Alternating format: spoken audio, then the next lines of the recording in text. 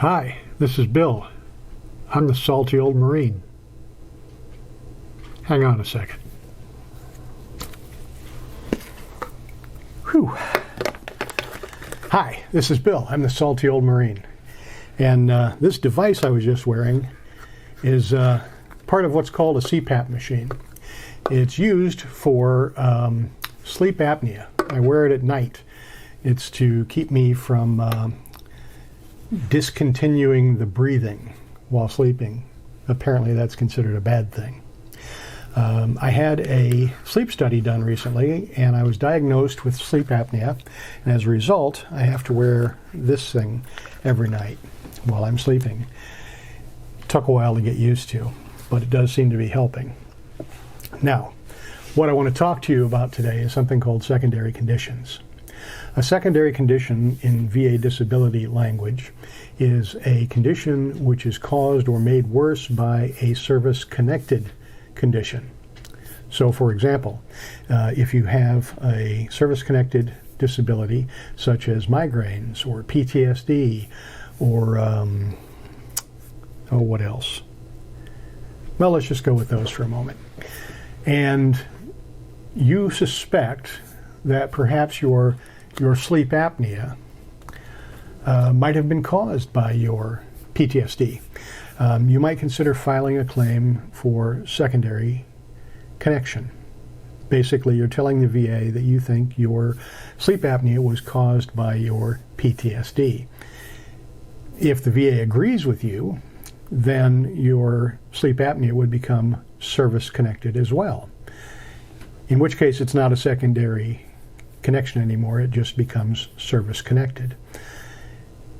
Now, the way you do that is by forming a theory that would tend to prove that your PTSD caused your sleep apnea, for example.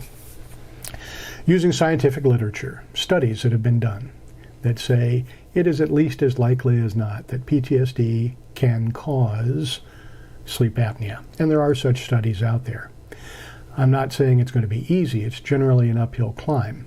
You'll probably have to engage the services of professional medical staff who can write that nexus letter. We've talked about nexus letters before that would tend to show that your sleep apnea was caused by your, for example, PTSD. How do you know whether or not you should file such a thing? So we talked about making a list of your medical conditions. We talked about examining those with an idea as to whether or not they could have been caused by your military service. That includes secondary conditions. I certainly was not diagnosed with sleep apnea while I was in the Marine Corps. That came many, many years later. However, I got PTSD while I was in the Marine Corps. So the question is, can PTSD cause sleep apnea? Well, there's a lot of studies out there that show that yes, it can. In fact, PTSD can cause a lot of physical ailments, such as irritable bowel syndrome, such as GERD, which is acid reflux, such as even diabetes. Sometimes there can be a link in between the original condition, in this case PTSD, and sleep apnea by obesity. So say, for example, your PTSD causes you to overeat, which is very common, and your being overweight in turn causes your sleep apnea, which is again very common. These are both recognized in the medical profession as causes. So if that is indeed your situation, then you can consider filing that secondary claim and engaging the services of medical professionals out there who can write you a nexus letter who will attempt to prove that to the VA. Again, the standard of proof is at least as likely as not. This is not a criminal case where you have to be found guilty or not guilty beyond a reasonable doubt. This is merely a question of, is it likely? Is it possible? Is it plausible? Call it 50-50. And according to the VA's own rules, whenever the balance is 50-50, it always goes to the veteran. So those are their rules, and if you wish to pursue that, well, this is something you might want to look into.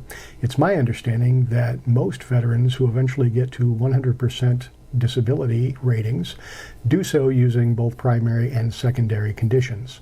So it's probably something you want to consider looking into as you examine your own disabilities and try to piece together how they might or might not be related to your time in the military. So that's all I have for you today. I hope you find this useful. As always, like, share, subscribe, leave a comment. I'd love to hear a comment. Leave your questions. I'll do my best to answer any questions that you might have. And let's get the word out to our fellow veterans. Let's help everybody. And again, as always, have a great day.